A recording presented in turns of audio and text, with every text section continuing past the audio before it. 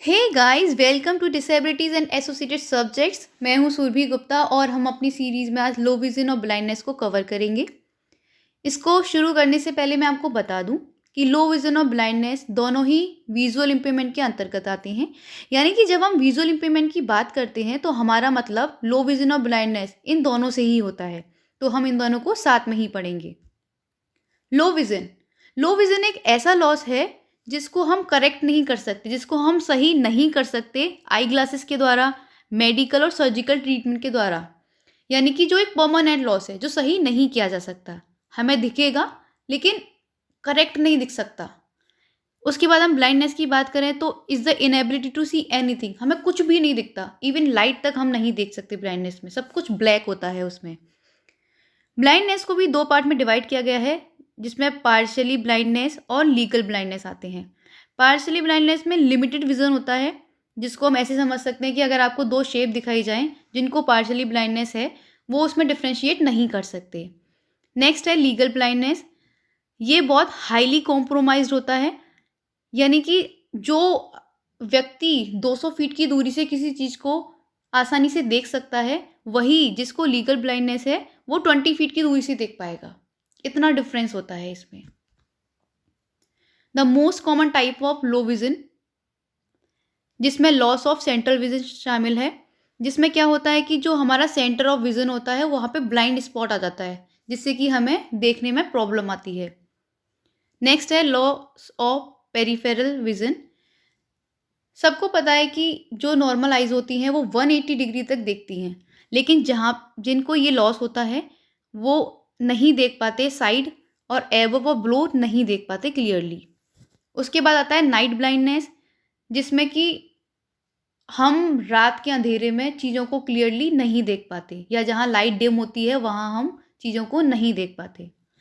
Blood vision और hedge vision दोनों ही लगभग सिमिलर हैं, जिसमें जो हमारी इमेज होती है वो ब्लरी हो जाती है। हम फोकस नहीं कर पाते चीज़ों पे, फोकस नहीं हो पाती चीज़ें। नेक्स्ट है according to WHO, world health organization, जिसने एक क्राइटेरिया डिफाइन किया गया है कि किसको हम क्या कहेंगे।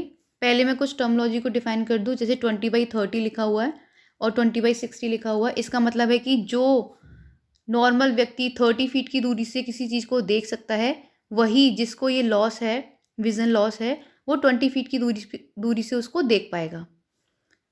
और जैसे किसी चीज़ का एक लेवल होता है, पहले माइल्ड, मॉडरेट, सीवियर, प्रोफाउंड, यानी कि चीज़ें बढ़ती जाती हैं, इसी तरीके से इनको कैटेगराइज किया गया है।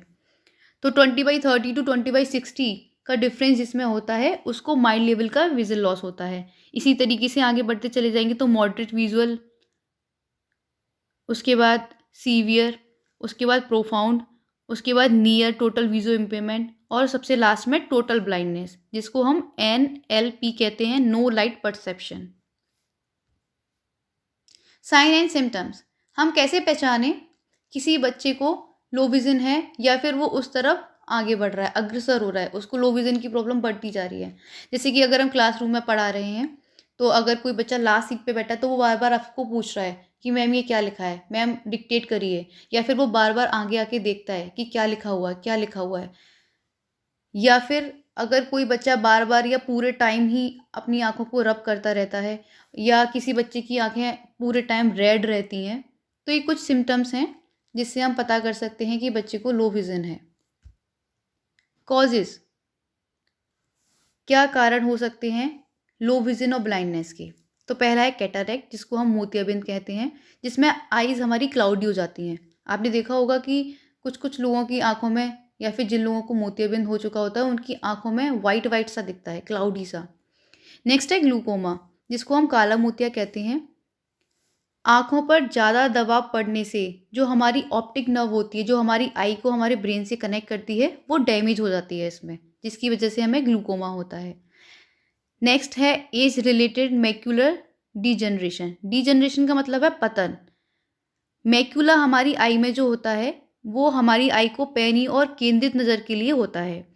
यह रेटिना के पास एक छोटे से निशान के रूप में दिखाई देता है। मैक्यूला हमारी आँख की सीध से आने वाली जो भी चीज़ें हैं उनको देखने में हमारी हेल्प करता है। इसलिए मैक्यूलर डिजनरेशन इसी मैक्यूला के क्षतिग्रस्त होने के कारण होने वाली एक बीमारी है। नेक्स्ट है कॉर्नियल ओपेसिफिकेशन, जिसमें ये एक कॉर्निया का डिसऑर्डर होता है, जो हमारी आई में कॉर्निया होती है उसका। चाइल्डहुड ब्लाइंडनेस में आते हैं, जैसे कि अगर मान लीजिए कोई एक्सीडेंट हो गया और हमने ध्यान नहीं दिया उस चीज़ पे, वो चीज़ें धीरे धीरे होके सीवियर होने लगी। पहले वो माइल्ड लेवल पे थी और फिर धीरे धीरे बढ़ के सीवियर होने लगी, हमने ध्यान नहीं दिया, हमने डॉक्टर को नहीं दिखाया। नेक्स्ट है refractive error. Refractive error means that the shape of your I does not bend light correctly resulting in a blur image. यानी कि अगर आपकी आई की शेप मान लीजिए छोटी है और जहाँ पे उसको फोकस करना चाहिए आपकी रेटिना पर, वो फोकस नहीं कर पा रहा, वो रिफ्रैक्ट नहीं कर पा रहा लाइट को, तो उसको हम रिफ्रैक्टिव एरर कहते हैं। नेक्स्ट है ट्रिकोमा, जिसमें बैक्टीरियल इन्फेक्शन होता है जो हमारी आई को अफेक्ट करता है। नेक्स्ट है डायबिटिक रेटिनोपैथी। जिन लोगों को डायबिटीज़ होती है उनको ये प्रॉब्लम्स आती हैं, जिसमें हमारी जो ब्लड वेसल्स होती हैं वो डैमेज हो जाती हैं आई की। नेक्स्ट है एसोसिएटेड डिसेबिलिटी। ज़रूरी नहीं है कोई भी डिसेबिलिटी सिंगल हो, उसके साथ और भी डिसेबिलिटीज़ ऐड हो सकती हैं, जैसे ब्लाइंडनेस के साथ साथ इंटेलेक्चुअल डिसेबिलिटी भी देखी गई है, ऑटिज्म स्पेक्ट्रम डिसऑर्डर भी देखा गया है, सीपी भी देखी गई है, हियरिंग इम्पेयरमेंट और एपिलेप्सी भी। और जिन लोगों को हियरिंग इम्पेयरमेंट और ब्लाइंडनेस एक साथ होता है उनको हम डेफ ब्लाइंड बोलते हैं। प्रिवेंशन, WHO के अकॉर्डिंग ऐसा माना गया है कि 80% विजुअल लॉस जो होता है वो क्यूरेबल होता है, उनका ट्रीटमेंट पॉसिबल है। यानी कि अगर हमें कोई साइन या सिम्टम्स दिखते हैं तो हमें ये वेट नहीं करना कि आई खुद से ठीक हो जाएंगी, हमें डॉक्टर के पास जाना चाहिए ताकि हम उसको जहाँ तक है वो वहाँ तक उसको रोक सकें, अपनी आई की पावर को बचा सकें।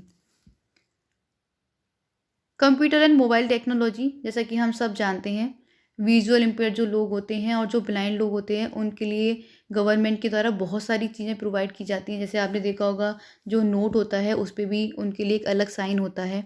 और जो लोग कंप्यूटर की अगर बात करें, मोबाइल टेक्नोलॉजी की बात करें, तो हमने देखा है कि जो एंड्रॉयड फ़ोन्स होते हैं उसमें वॉइस ओवर होता है और गूगल टॉक बैक होता है, जिसमें हम अपनी वॉइस से अपनी जो कमांड होती है उसको दे देते हैं, हे गूगल कह के, या फिर जो आईफोन्स होते हैं उसमें अलग होती हैं सारी चीज़ें। स्क्रीन रीडर होता है जो उनकी हेल्प करता है, और आज के टाइम से भी जो सबसे ज़्यादा मोस्ट फेमस स्क्रीन रीडर है उसका नाम जॉ है, जॉ सॉल्यूशन, जो विंडो स्क्रीन रीडर है। यानी कि जो भी लिखा होगा आपकी स्क्रीन पे वो उसको डिक्टेट करेगा और वो ब्रेल में भी वो उसको प्रिंट कर देगा, जिससे कि जो लोग जो ब्रेल पढ़ते हैं वो उसको समझ सकें। साइकोलॉजिकल पर्सपेक्टिव में ये हर डिसेबिलिटी पे एप्लीकेबल होता है। हमारे जितने भी सेंसेस होते हैं वो 100% होते हैं, यानी कि 20-20 हम उनको डिवाइड कर सकते हैं।